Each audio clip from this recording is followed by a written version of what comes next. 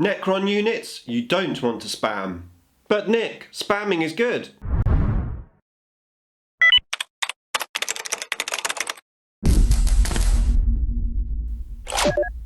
Nick speaking, and welcome to this video. Right, another Win with Necrons video, and in this one I want to look at Triarch Praetorians and Deathmarks. Before that though, if you would like to keep up to date with the wonders of Warhammer 40k and not miss a Necrons, then please give me a sub and hit the bell button so you don't miss an upload. Okay, so Praetorians, Pariah and Deathmarks. I'm using these two units together in this video, so I want to highlight the fact that spamming isn't always the way forward when building an army, in particular a Necron army. So just in case you don't know what spamming is, it's basically taking a particular unit, usually a unit which performs very well for the points, and basically taking in multiple units, spamming that unit as much as you can in your army. Now, I'm not knocking Praetorians, who me, Pariah, or Deathmarks in this video. I'm going to have a good chat about using them. Just the fact that I think these particular units are probably not worth spamming. So let's first of all have a look at the stat line for Deathmarks. Okay, so Deathmarks have a 5-inch movement. They've got weapon skill and ballistic skill 3+, so pretty decent. Their strength and toughness is 4. They have 1 wound and 1 attack, leadership 10, and a 3+ save. Of course, they have reanimation protocol. In actual fact, their stat line is exactly the same as the Immortals, which isn't surprising considering it's a multi-kit with Immortals and Deathmarks when you buy them. The key factor though, of course, is the change up in their gun that they're holding. So as you can see, some pretty decent stats there, but more importantly is the gun that's on these models. So it's the Synaptic Disintegrator, and it's a pretty nice gun. It's the only sniper gun that we've got in the army.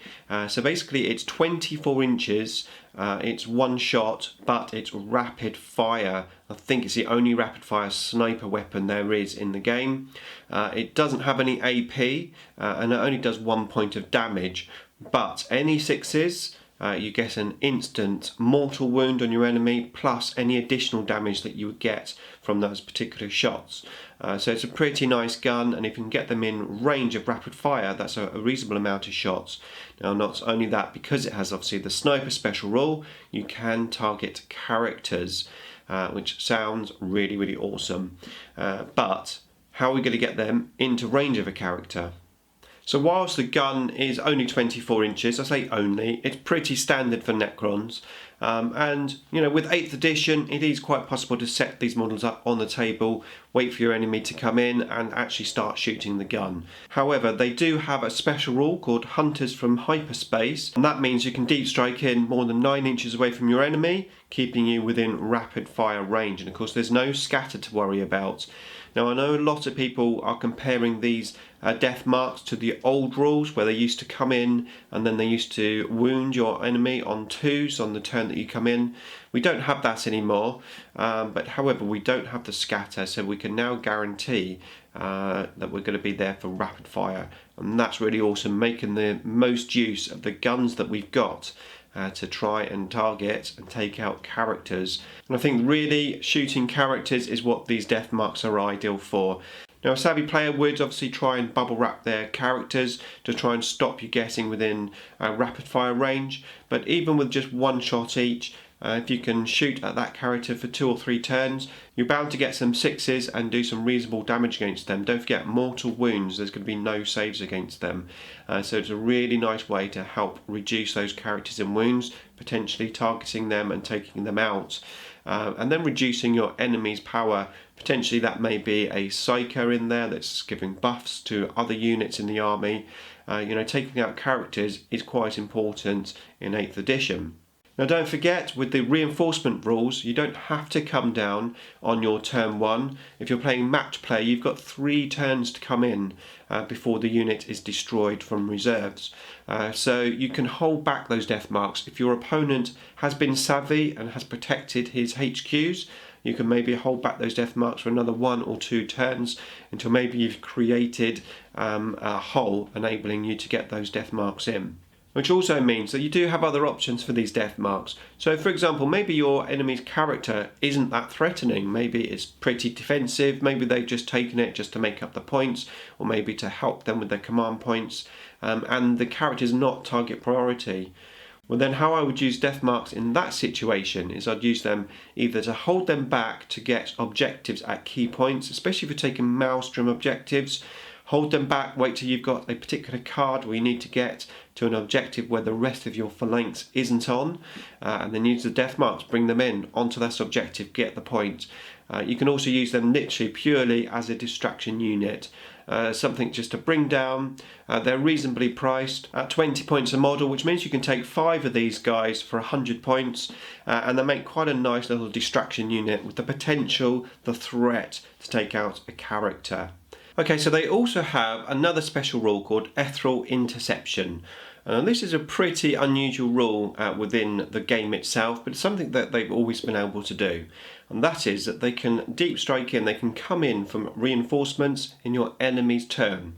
So the way it works is when your enemy brings a unit in from reinforcements, you're able then to bring your Deathmarks in straight away, and you're also able to shoot at the unit that your enemy just brought in as if it was your shooting phase. That also means that the next turn when it's your go, those Deathmarks are free to move and shoot, which they weren't able to do in the past.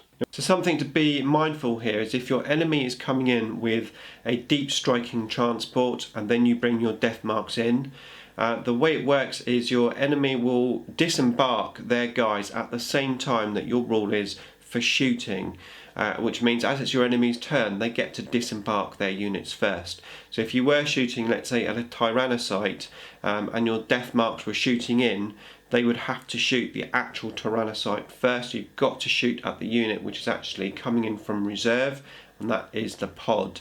And it also means, of course, you can't kill the pod and the contents inside. So something just to bear in mind there. It's a useful tool, and it brings me on to unit sizes for the Deathmarks. So potentially, if you were going to use it in this way, i.e. coming in your enemy's turn, I think ideally you want a bigger unit. I would say between 7 and 10 would be the ideal sort of amount. I tend to use my Deathmarks as not an afterthought, but like an addition to my army list. So I'd have my army list, and then if I've got some points left over, maybe 100, 150 points left over, and I need something else to put into the list, I do instantly think of Deathmarks, because Deathmarks make a great distraction unit. They make a great threat to your enemy in terms of mind games. They also can take objectives that can be hard to get to, and they're reasonably priced if you just have a unit of 5 for 100 points. I wouldn't go out and buy 30 Deathmarks and build an army around them, because I don't think they're that viable. Having said that, if Deathmarks is the units of your choice, if you love Deathmarks and you want to make an army around them, then please go ahead, because at the end of the day this is your army, and if that's the models you like and you want to make an army list around them, then go ahead. Okay, so now we're going to have a look at Praetorians. Don't you mean Pariahs? Okay, so Praetorians, and the reason why I'm saying that I wouldn't spam these guys is not because I don't think they're good, it's because I think they're pretty expensive. So regardless of the weapon option that you take, these guys are 35 points a model. So 5 guys, pretty expensive, 10 guys, 350 points for 10 guys. Pretty expensive. However, they are definitely usable in an army. First of all, let's have a look at the stats. Okay, so Triarch Praetorians. Now in front of you can actually see the old school Pariah Modules. This is a unit which is no longer in the current Necron codex. Basically they got rid of them when they rewrote the fluff. Huge shame in my opinion, because I love these models, and yes, arguably Light Guard and the Praetorians have sort of replaced them, but not exactly. I really wish that they just kept the Pariah name in one of those units. However, they haven't. But these models here make very good proxies for both Praetorians and Light Guard in actual fact, especially obviously with the Warsaw or with the Rod if you're using them as Praetorians. Anyway, let's look at the stats. So weapon skill and ballistic skills are 3+, so very nice. Strength 5 and toughness 5.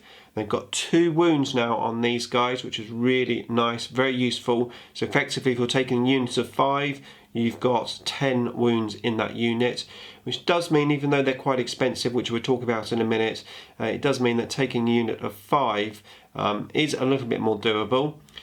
2 attacks as base, leadership 10 and a 3+ save, so no invulnerable save, just a standard 3+ save on these guys. Right, let's have a look now at the gun options.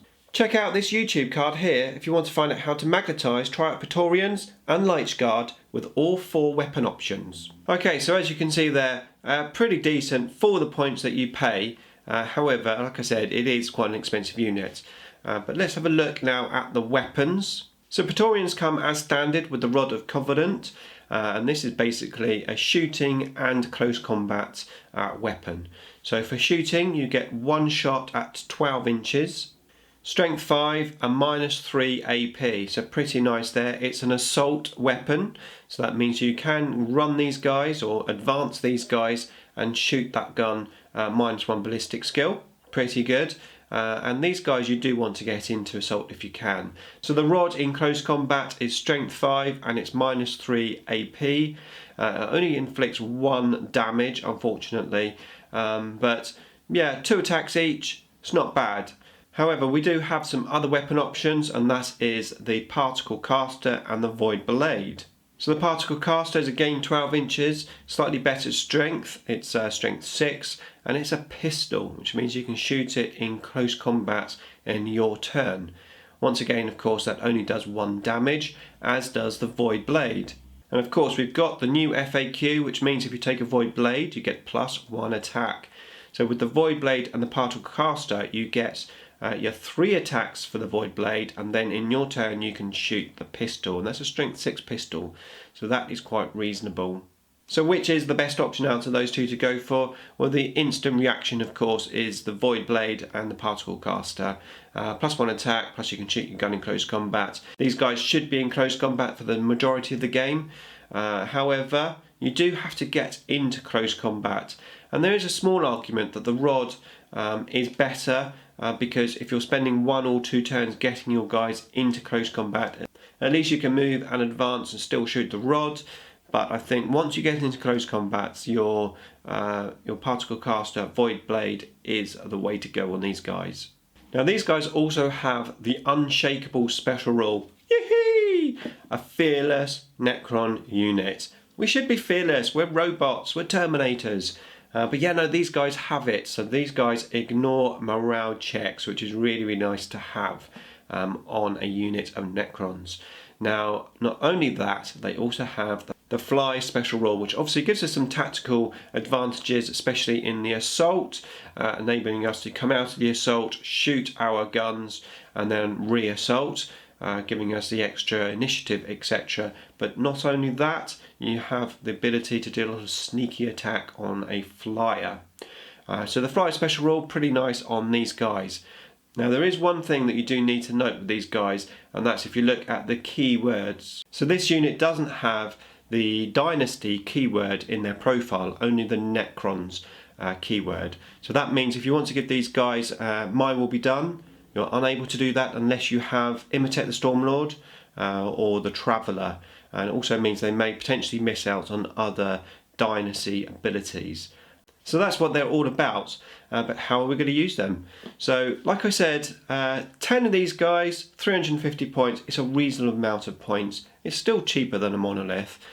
They have good movement, and you potentially could spend 1 or 2 turns moving them across the table, maybe flanking them. I suppose arguably you can keep them in defensive role and have them at the back of your flanks, ready to assault any incoming units. Bearing in mind, of course, their save is only a 3+ save, there's no invulnerable. Yes, they have RP, and RP, of course, will resurrect them with their 2 wounds that they have, if you are able to get them back. But it's a big investment of points for a squad of 10. So is it worth taking 5? Well, 5 potentially could do the job, especially if you're going to be using other means to get them into assault. Maybe you're going to use the monolith, and then teleport them through the monolith, try and get them into assault. But with that 10-inch movement, I think the way forward would be just to just move them across the board basically, and use other units along with them, like maybe Wraith, some other fast moving units, to obviously keep your enemy occupied as they move across the board.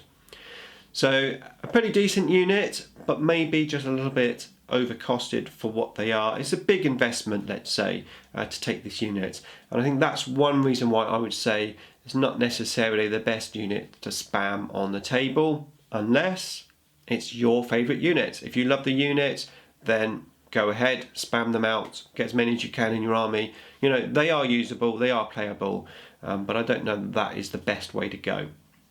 Okay, so that is it for this video. Thank you for watching. I'll see you in next week's Win with Necrons video. Beam me up.